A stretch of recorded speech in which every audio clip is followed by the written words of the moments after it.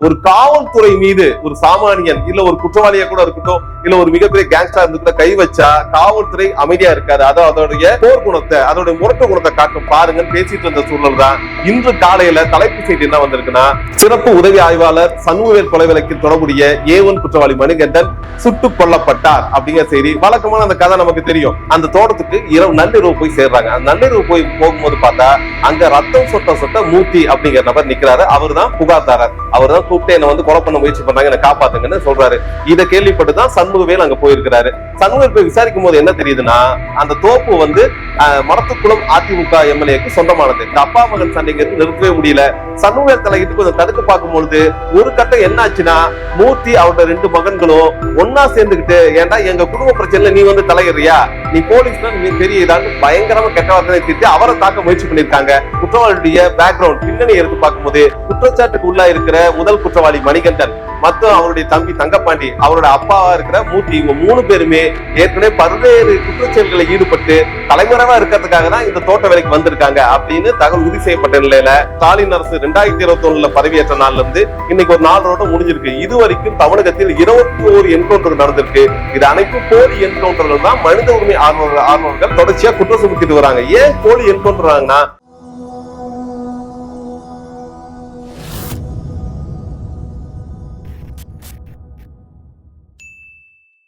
Tiruppur sub inspector படுகொலை வழக்கு, குற்றவாளி என்கவுண்டர், சட்டம் தன் கடமையை செய்தது. இதுதான் இன்னைக்கு செய்தியா இருக்குது. திருப்பூர் மாவட்டம் குடிமங்கலம் காவல் நிலையத்தில் சிறப்பு உதவி ஆய்வாளராக பணி செய்த சண்முகவேலு படுகொலை செய்யப்பட்டார். அந்த சம்பவம் எப்படி நடக்குதுன்னு பார்த்தா, 2 நாளைக்கு முன்னாடி இரவு பணியில சிறப்பு உதவி ஆய்வாளர் சண்முகவேலு இருக்கும்போது ஒரு அழைப்பு வருது. குடிமங்கலம் பக்கத்துல மூங்கில் தொழுவு அப்படிங்கிற தோப்பு பகுதி, அது சிக்கன் ஊத்துங்கிற எல்லைக்குள்ள வரும். அந்த பகுதியில் இருக்க ஒரு தோப்புல வந்து ஒரு கால் வருது. அது அர்ஜென்ட் கால். என்ன சொல்றாருன்னா, ஐயோ இங்க என்னோட 2 பசங்களும் என்ன அடிச்சு கொண்டுவாங்க போல இருக்கு, அதனால உடனே வந்து என் உயிரை காப்பாத்துங்கன்னு மூர்த்தின்னு ஒருத்தர் அவருக்கு கால் பண்ணி கூப்பிடுறாரு. இந்த அழைப்பு கிடைச்ச உடனே அவரும் கூட வந்து அழகுராஜா அப்படிங்கிற ஒரு காவலரை கூட்டிட்டு அந்த தோட்டத்துக்கு நள்ளிரவு போய் சேர்றாங்க. அந்த நள்ளிரவு போகும்போது பார்த்தா அங்க ரத்தம் சொட்ட மூர்த்தி அப்படிங்கிற நபர் நிக்கிறாரு. அவர் தான் புகார்தாரர். அவர் தான் கூப்பிட்டு என்ன வந்து கொலை பண்ண முயற்சி பண்ணாங்க, என்ன காப்பாத்துங்கன்னு சொல்றாரு. இதை கேள்விப்பட்டுதான் சண்முகவேல் அங்க போயிருக்கிறாரு. சண்முகவேல் போய் விசாரிக்கும் போது என்ன தெரியுதுன்னா, இந்த மூர்த்தி மற்றும் அவருடைய 2 மகன்கள் மணிகண்டன் அப்புறம் தங்கப்பாண்டி, இவங்க 3 பேரும் அந்த பகுதியில வேலைக்கு இருக்கிறவங்க. அந்த தோப்பு வந்து மடத்துக்குளம் அதிமுக எம்எல்ஏக்கு சொந்தமானது. அந்த தோப்பை பாதுகாத்துக்காக திண்டுக்கல் மாவட்டம் வேடசுந்தர் பகுதியில் இருந்த மூர்த்தியும் அவரோட மகன்களும் ஒரு 5 வருடம் முன்னாடி அந்த தோப்புக்கு வந்திருக்காங்க. இந்த 5 வருடமா பெரிய சிக்கல்லாம் இல்ல. இந்த நிலையில தான் அன்று இரவு, அந்த சம்பவம் நடந்த இரவு அன்னைக்கு தங்கப்பாண்டி வெளியே எங்க போயிட்டு வந்திருக்காரு. வந்ததுக்கு அப்புறம் மூர்த்தி அவருடைய மகன்கள் மணிகண்டன் தங்கப்பாண்டி 3 பேரும் சேர்ந்து பிரியாணி சாப்பிட்டு சரக்கெல்லாம் அடிச்சுட்டு வழக்கம் போல குதூகலமா இருக்கிறப்ப திடீர்னு அப்பாவுக்கும் அவங்களுக்கு இடையே தகராறு வந்துச்சு. இந்த தகராறு தான் மணிகண்டன் கடுமையா மூர்த்தியை போட்டு அடிச்சிடறாரு. அடிச்சு மூஞ்செல்லாம் ரத்தம் சொட்டுறது தான். வேற வழியே இல்லாம தப்பிக்கிறதுக்காக அவரு 100க்கு போன் பண்றாரு. அந்த 100க்கு போன் பண்ண பக்கத்துல இருந்து குடிமங்கலம் காவல் நிலையம். அந்த குடிமங்கலம் காவல் நிலையத்துக்கு போனோன்னு அதை கேள்விப்பட்டு SSI-யா இருந்த சண்முகவேலு அழகுராஜ கூட்டி அந்த ஸ்பாட்டுக்கு வராரு. ஸ்பாட்டுக்கு அவர் வரதுக்கு முன்னாடியே பாத்தீங்கன்னா, அந்த தோட்டத்துக்கு மேலாளர், தோட்டத்தை பாத்துக்கிறது வேலையால் தான் இவங்க, அந்த தோட்டத்தை பாத்துக்கிறதுக்கு மேலாளராக இருக்கவங்க, இன்னும் 2 உதவியார் எல்லாமே இங்க வந்துடுறாங்க. வந்துட்டு இவங்க 3 பேரையும் சமாதானப்படுத்த பார்த்தா இந்த அப்பா மகன் சண்டைங்கிறது நிறுத்தவே முடியல. சண்முகவேல் தலையிட்டு கொஞ்சம் தடுக்க பார்க்கும் பொழுது ஒரு கட்டம் என்ன ஆச்சுன்னா, மூர்த்தி அவரோட 2 மகன்களும் ஒன்னா சேர்ந்துகிட்டு, ஏன்டா எங்க குடும்ப பிரச்சனைல நீ வந்து தலையிறியா, நீ போலீஸ்னா நீ பெரிய இதான்னு பயங்கரமா கெட்ட வார்த்தை திட்டி அவரை தாக்க முயற்சி பண்ணிருக்காங்க. இந்த தாக்குதல் முயற்சியின் போது மணிகண்டன் திடீர்னு கையில இருந்து ஒரு அருவாளை தூக்கிட்டு வெட்ட வராரு. வெட்ட வரும் பொழுது கூட இருந்த அழகுராஜ், அந்த காவலர் இருக்காருல்ல, துணை காவலர், அவரு அப்புறம் மீதி இருக்கிற அந்த பணியாட்கள் ஓடிட்டாங்க. சண்முகவேல் ஆனா தடுக்க முயற்சி பண்ணிருக்காரு. அந்த முயற்சி கை கூடாம என்ன ஆயிடுச்சுன்னா, மணிகண்டன் அருவாளை தூக்கி ஓங்கி சண்முகவேல் கழுத்துல வெட்டிடுறாரு. வெட்டுப்பட்டு கீழே விழுந்தவரை மணிகண்டன் அப்படியே விடல. ஏன்னா போதை காரணமாக முழுமையா அவருடைய தலையை வெட்டி எடுத்துட்டு அது மீதி இருக்க எல்லாத்தையும் வெட்டுறதுக்கு தேடி இருக்காரு. மீதி எல்லாம் ஒளிஞ்சு இதை பார்த்துட்டு இருந்தாங்க. அவங்களால எதுவும் தடுக்க முடியல. அந்த நேரத்தை மணிகண்டன் என்ன பண்றாருன்னா, மீதி இருக்க அந்த வந்த காவல்துறை வாகனத்தையும் அடிச்சு உடைச்சிட்டு வாக்கி டாக்கிலாம் உடைச்சு அங்க இருந்து தப்பிச்சு போனதுக்கு அப்புறம் அழகுராஜ் என்ன பண்ண, உடனே காவல் நிலைய உயர்மட்டத்துக்கு வந்து போன் பண்ணி சொல்றாரு. உடனடியாக ஒரு சிறப்பு படை அங்க வந்து பார்க்கும் பொழுது எல்லாம் கைமீறி போயிடுச்சு. ஏற்கனவே அங்க சண்முகவேல் இறந்து போய் நிலை இருக்கிறாரு. உடனே அந்த சடலத்தை எடுத்து போஸ்ட்மார்ட்டத்துக்கு அனுப்புறாங்க. மீதி இருக்கவங்க உண்மை சம்பவம் என்னன்னு கேட்டு எழுதிட்டு இந்த குற்றவாளிகளை தேர்றதுக்காக தனிப்படையா அமைக்கிறாங்க. ஏன்னா இறந்து போனது யாரு, காவல்துறையில உதவி சப் இன்ஸ்பெக்டர் ரேங்க்ல இருக்க ஒருத்தர். அவர் இறந்தது எப்படி காவல்துறை சாதாரணமா எடுத்துக்கோ. உடனே 12 தனிப்படைகள் அமைச்சு இந்த குற்றவாளி உடனே பிடிக்கணும்ட்டு அதுக்கப்புறம் தான் அவங்க குற்றவாளியுடைய பேக்ரவுண்ட் பின்னணி எடுத்து பார்க்கும்போது குற்றச்சாட்டுக்கு உள்ளா இருக்கிற முதல் குற்றவாளி மணிகண்டன் மற்றும் அவருடைய தம்பி தங்கப்பாண்டி, அவரோட அப்பாவா இருக்கிற மூர்த்தி, இவங்க 3 பேருமே ஏற்கனவே பல்வேறு குற்றச்செயல்களை ஈடுபட்டு தலைமறைவா இருக்கிறதுக்காக தான் இந்த தோட்ட வேலைக்கு வந்திருக்காங்க அப்படின்னு தகவல் உறுதி செய்யப்பட்ட நிலையில அந்த சம்பவம் அடுத்த நாள் மாலைக்குள்ளார திருப்பூர் மாவட்ட எஸ்பி ஆபீஸ்ல குற்றவாளிகள் 2 மற்றும் 3 மூர்த்தி மற்றும் தங்கப்பாண்டி 2 பேரும் சரண்டர் ஆயிட்டாங்க அப்படின்னு தகவல் வருது. அப்போதே செய்தியாளர் கேட்கிறாங்க, 3 பேர் சரண்டர் ஆயிட்டாங்கன்னு தகவல் வருது. இல்ல குற்றத்தில் சம்பந்தப்பட்ட 2 பேர் தான் சரண்டா இருக்காங்க. மீதி முதல் குற்றவாளி A1 சொல்லக்கூடிய மணிகண்டன் தலைமறைவா இருக்கிறாரு, அவரை நாங்க தீவிரமா தேடுறோங்கிறாங்க. அப்பொழுது இந்த ஊடகங்கள்ல என்ன முன்னுரிமை செஞ்சாங்கன்னா, வழக்கமா நமக்கு தெரியும், பொதுவா மற்ற கொலைகளை பொறுத்த வரைக்கும் இந்த என்கவுண்டர்ங்கிறது ரொம்ப அரிதான நடக்கும், இல்ல கூலிப்படை மேல நடத்தப்படும். ஆனா ஒரு காவல்துறை மீது ஒரு சாமானியன் இல்ல ஒரு குற்றவாளியா கூட இருக்கட்டும், இல்ல ஒரு மிகப்பெரிய கேங்ஸ்டர் இருந்து கூட கை வச்சா காவல்துறை அமைதியா இருக்காது. அதோடைய போர் குணத்தை, அதோட முரட்டு குணத்தை காட்டும் பாருங்கன்னு பேசிட்டு இருந்த சூழல் தான் இன்று காலையில தலைப்பு செய்தி என்ன வந்திருக்குன்னா, சிறப்பு உதவி ஆய்வாளர் சண்முகவேல் கொலை வழக்கில் தொடர்புடைய A1 குற்றவாளி மணிகண்டன் சுட்டுக் கொல்லப்பட்டார் அப்படிங்கிற செய்தி. வழக்கமான அந்த கதை நமக்கு தெரியும். இந்த குற்றவாளி தேடி போயிருக்காங்க, அவர் மறைவிடத்தை கண்டுபிடிச்சு கைது செய்யும் பொழுது அவர் அங்கிருந்து தப்பிக்கிறதுக்காக வேறு ஒரு ஆய்வாளர் தாக்க முயற்சி பண்றாரு. அந்த தாக்குதலிருந்து தன்னை தற்காத்துக் கொள்வதற்காக காவல்துறை சுட்டது. அந்த சுடப்பட்டதில் மணிகண்டன் சம்பவ இடத்தில் இறந்து போனார். இதுதான் செய்தியின் சாராம்சம். இதில் இறந்து போன சண்முகவேலு அவர்கள் மிக நேர்மையான அதிகாரியாகவும் அந்த பகுதியின் மக்களுக்கு அதிக நெருக்கம் உள்ள காவல் அதிகாரி இருந்திருக்காரு. ஆனா மக்கள் தரப்புல கூட ஐயோ நல்ல அதிகாரி, அந்த ஸ்டேஷன்ல அவரும் கொஞ்சம் தன்மையா நடந்துக்குவார் அப்படின்னு நல்ல பாராட்டு, நல்ல ரெஸ்பான்ஸ் மக்கள்கிட்ட இருக்கு. இறந்து போன அவர் குடும்பத்தின் மீது அனைத்து தரப்பிற்கும் ஆளுங்கட்சி எதிர்கட்சியும் இல்லாம சுற்று வட்டாரத்திற்கு அனைத்து சமூக நல விரும்பிகளும் அதற்கு ஆறுதல் தெரிவிச்சிருக்காங்க. அந்த கொலைக்கு நீதி கிடைக்கணும்னு தகவல் தெரிவிச்சிருக்காங்க.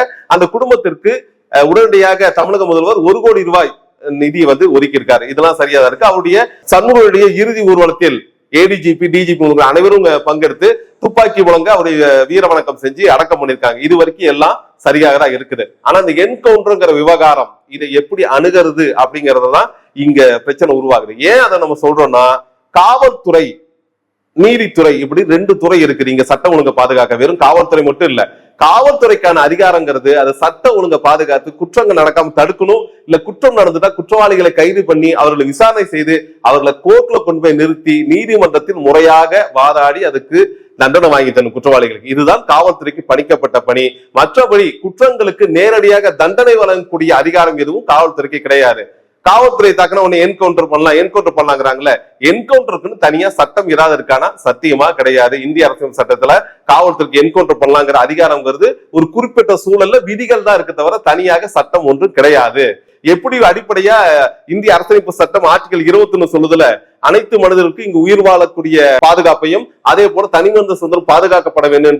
இந்த சட்ட சரத்துகள் தான் காவல்துறைக்கும், அதற்கென்று தனியாக எந்த சட்டமும் கிடையாது. பாத்தீங்கன்னா குற்றவியல் நடைமுறை சட்டம் 96 106 வரைக்கும் இந்த என்கவுண்டர் பண்றதுக்கான விதிமுறைகள் என்ன, எப்படி எந்த சூழல்ல அதை கை கொள்ளலாம், என்னென்ன ரூல்ஸ் இருக்கு. பொதுவா நமக்கு தெரியும், திரைப்படம் பார்த்து இல்ல பொது சமூகத்தில் கிடைச்ச அறிவுல ஒரு என்கவுண்டர்னா காவல்துறை முதல் வானத்தை நோக்கி சுடணும், அதுக்கப்புறம் குற்றவாளியை முட்டிக்கு கீழே சுடணும், இப்படிதான் நம்ம பார்த்திருப்போம். இதுவரைக்கும் அப்படி எங்கேயும் சம்பவம் நடந்து பார்க்கல. நமக்கு ஏன்னா நல்லா தெரியும் பல்வேறு சம்பவங்களில் இதுதான் நடக்கும். இந்த தொடர்ச்சி எப்படின்னு பாத்தீங்கன்னா, சமீபத்துல ஒரு வருடம் முன்னாடி பகுஜன் சமாஜ் கட்சியுடைய மாநில தலைவர் ஆம்ஸ்ட்ராங் படுகொலை செய்யப்பட்டார்.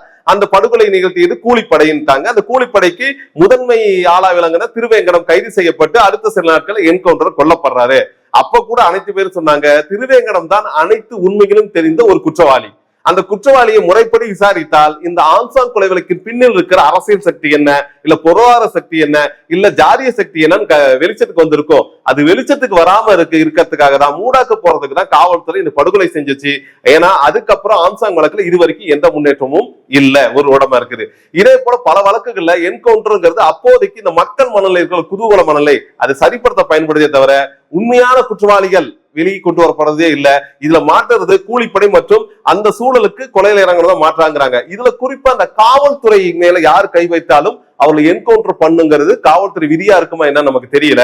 ஏன்னா 2012 சேத்தியார் தோப்பு உதவி காவல் ஆய்வாளர் ஆல்வின் சுதன் அன்னைக்கு ஒரு குரு பூஜை விழா நடக்குது. அந்த குரு பூஜை விழாக்கு போறப்ப நடக்கிற ஒரு சின்ன உரசல்களை தடுக்கிறதுக்காக ஆல்வின் சுதன் அங்க போறாரு. அங்க போன நேரத்துல அங்க இருந்த கும்பல் என்ன பண்ணுதுன்னா ஆல்வின் சுதனை படுகொலை செஞ்சிடறாங்க. இறந்து போனது சப் இன்ஸ்பெக்டர். அப்படிங்கிறப்ப காவல்துறை அவருடைய வழக்கமான கோபத்தின் அடிப்படையில் அடுத்த 2 நாள்ல இந்த கொலை வழக்கு சம்பந்தமா சரணடைஞ்ச முதல் குற்றவாளி பிரபு மற்றும் பாரதி இந்த 2 பேரையும் என்கவுண்டர்ல கொண்டுடுறாங்க. அப்பயே சொல்றாங்க, ஏன் காவல்துறை சம்பந்தப்படுதுன்னா உன்னை கொலை பண்ணுவாங்க. அதன் தொடர்ச்சியாக அதன் பிறகு பாத்தீங்கன்னா மதுரையில ஒரு காவல்துறையில் இருக்கிற ஓட்டுநர் ஒருத்தர் படுகொலை செய்யப்படுறாரு. அந்த படுகொலைக்கு காரணமான நபரையும் காவல்துறை அடுத்த 2 நாள்ல சுட்டுக் கொள்றாங்க. இப்படி காவல்துறை சம்பந்தப்பட்ட வழக்குகளில் யாரெல்லாம் தொடர்புடையாகல காவல்துறை மேலே கை வச்சிருக்கியா, அவனுக்கு என்ன திமிர் இருக்கும், நாங்க யாரும் காட்டுறோம் பாக்குறோம்ட்டு படங்கள்ல மட்டும் வர வசனம் இல்ல, நேரடியாவும் காவல்துறை இப்படிதான் நடந்துக்குது. ஆனா சட்டம் அப்படி எதுவும் சிறப்பா தரல. சட்டம்ங்கிறது சாமானியனுக்கு என்னவோ அதேதான் குடியரசுத் தலைவருக்கும். இதுதான் சட்டம் சொல்லுது. அனைவருக்கும் சட்டம் ஒன்றுதான், அனைவருக்கும் குற்றங்களும் அதுக்கான தண்டனை ஒன்றுதான், இல்ல மாற்று கருத்து இல்ல.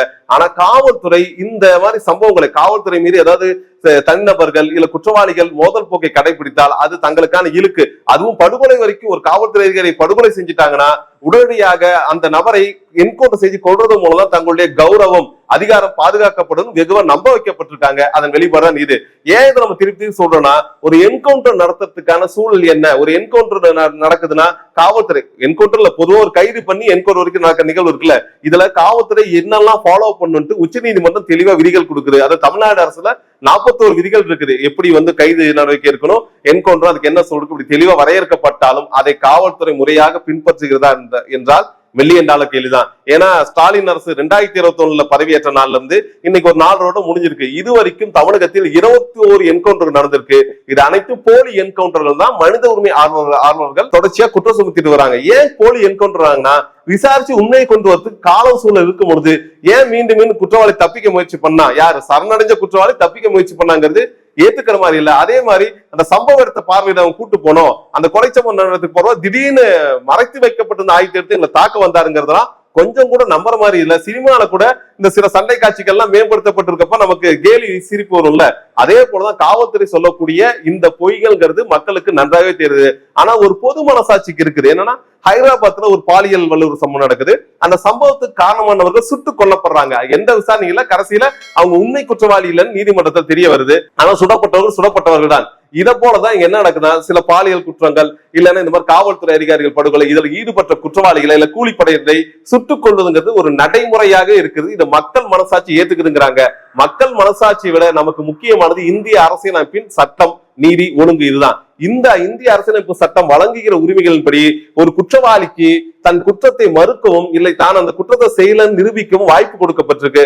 அதே போல காவல்துறைக்கும் குற்றவாளியை மீண்டும் மீண்டும் விசாரணைக்கு எடுத்து விசாரணையை முறையாக நடத்தி உண்மையை வெளிக்கொண்டு வருவதற்கு வாய்ப்பு இருக்கும் பொழுது ஏன் உடனடியாக என்கவுண்டர், ஏன் இந்த கோபம், ஏன் இந்த வெறிங்கிறது காவல்துறைக்கே வெளிச்சமா இருக்குது. தமிழக அரசு இதை தட்டி கேட்கல. அதுதான் மிக மோசமான சம்பவமா பார்க்கப்படுது. உச்ச நீதிமன்றம் பல தீர்ப்புகளை தெளிவா சுட்டி காட்டிருக்குது. என்கவுண்டர்ங்கிறது ஒரு கோல்டு பிளட்டட் மர்டர், திட்டமிடப்பட்ட ஒரு கொலை. அதை எக்காரணம் கொண்டு நம்ம ஏற்றுக்க முடியாது. காவல்துறையா என்னால நமக்கு தெரியாது, அதை ஏற்றுக்க முடியாது. உச்ச நீதிமன்றம் கடுமையா குற்றச்சாட்டு இருக்கு. அதுவும் அரசு பொறுப்புல இருக்கவங்க. ஏன் நம்ம சொல்றோம்னா, இந்த சாமானிய மக்களுக்கு சட்டம் விதி பத்தி ரொம்ப பெரிய அறிவுலாம் இருக்காரு. அவங்க அந்தந்த இடத்துல நடக்க சம்பவங்கள் இல்ல அவங்க பள்ளிகள்ல கல்விகள் சொல்லி கொடுக்கப்பட்ட சில சட்டங்கள் அதன் அணுகுமுறையை தெரியும். ஆனா காவல்துறை பணிக்கு வருபவர்கள் தேர்வு எழுதி அது தேர்ச்சி பெற்று முறையாக பயிற்சி பெறும் பொழுது அவர்களுக்கு சட்டக்கல்வி கொடுக்கப்படும்.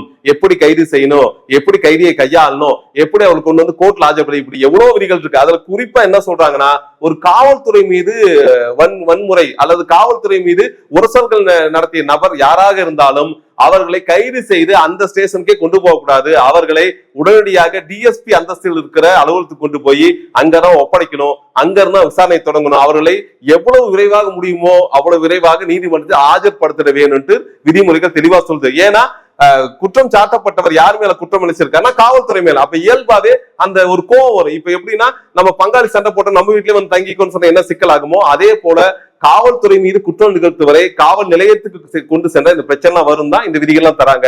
இது எதையும் உங்க ஃபாலோ பண்ண தயாரா கிடையாது. இப்படி அனைத்து வகையிலும் சட்ட விதிகள் தெரிந்து சட்டம் படித்த காவல்துறை அதிகாரிகள் மற்றும் காவலாளிகள் அனைவரும் அந்த சட்டத்தை மறியாமல் தங்களுக்கு ஏதோ வானலாய அதிகாரம் கொடுக்கப்பட்டிருக்கு, கையில துப்பாக்கி இருக்கு, நாங்க சுடுவோம், அது எங்க மேல கை வச்சா நாங்க சுட்டே தீர்வோங்கிறதெல்லாம் கண்டிப்பாக சட்ட விதி மீறல் தான். இதுல எந்த மாற்று கருத்து யாருக்குமே வேணாம். இந்த சட்ட விதி மீறல்ங்கிறது எப்போதும் சாமானிய மேல நடக்குது. அதான் நம்ம பிரச்சனை. வாசாத்தி வன்கொடுமை நமக்கு நல்லா தெரியும். 1992 அம்மையா ஜெயலலிதா ஆட்சியில் நடக்குது. இந்த வாசாத்தி வன்கொடுமை வழக்குல கிட்டத்தட்ட 217 பேருக்கு மேல குற்றவாளிகள் அறிவிக்கப்படுறாங்க. யார் இந்த குற்றவாளிகள் அப்படின்னு பாத்தீங்கன்னா, வனத்துறை அதிகாரிகள், காவல்துறை அதிகாரிகள், வருவாய்த்துறை அதிகாரிகள், இந்த 3 தரப்பு அரசு ஊழியர்கள் அனைவரும் குற்றவாளிகள் அறிவிக்கப்படுது. இந்தியாவிலேயே அதிகபட்சமாக அரசு ஊழியர்கள் குற்றவாளிகள் என்று அறிவிக்கப்பட்ட வழக்கு வாசாத்தி வன்கொடுமை வழக்கு தான். அந்த வழக்கில் ஈடுபட்ட இந்த அரசு அதிகாரிகள் ஒருவருடைய சின்ன எலும்பு கூட நொறுக்கப்படவில்லை. அவர்கள் எங்கேயும் வழுக்கி விழுந்து கைகால் உடையவில்லை. அவர்கள் மீது எங்கேயும் என்கவுண்டர் நடக்கல. அதே போல இந்த ஆணவப்படுகொலை நடக்குது, ஜாதி ஆணவ படுகொலை. இந்த ஜாதி ஆணவ படுகொலை சிக்கிய எந்த கொலையாளியும் இதுவரை கைகாலம் முறிக்கப்படவில்லை. அவங்க என்கவுண்டர்ல கொல்லப்படல. அவங்க மேல எந்த சிக்கலும் வர கிடையாது. அதே போல நீங்க பாத்தீங்கன்னா பொள்ளாச்சி பாலியல் வழக்கு, பலாத்கார வழக்குன்னா ஐயோ காவல்துறை பொங்கி எழுந்து உடனே என்கவுண்டர் பண்ணிரும், அது யாரையும் தகுதட்சணை பார்க்காதுங்கிறாங்களே. பொள்ளாச்சி பாலியல் வழக்கு நிரூபிக்கப்பட்டு குற்றவாளி தண்டனைக்கே போயாச்சு. அந்த குற்றவாளி உங்களுக்கு தெரியும், மடிப்பு கலையாத சட்டைகளை போட்டுக்கொண்டு காவல்துறை பந்தோபஸ்துல நெத்தியில குங்குமம் சந்தனம் மணக்க ஒரு பந்தோபஸ்தோட நீதிமன்றத்துக்கு வந்துட்டு போய் அவங்க வழக்க தண்டனை கொடுக்கப்பட்டாலும் காவல்துறையால் அவர்களுக்கு சின்ன அசம்பாவிதம் கூட நடக்கல. கேட்டா என்ன சொல்லுவாங்க, நாங்க ரூல்ஸ் அண்ட் ரெகுலேஷன் ஃபாலோ பண்றோம்ட்டு. ஏன் அந்த ரூல்ஸ் அண்ட் ரெகுலேஷன் காவல்துறை சம்பந்தப்பட்ட வழக்கல், காவல்துறை மீது நிகழ்த்தப்பட்ட கொடூரங்கள், வன்கொடுமை தொடர்பான படுகொலை தொடர்பான வழக்குல ஏன் இந்த சட்ட திட்டங்கள் உங்கள் கண் முன்னால் வர மறுக்கிறது?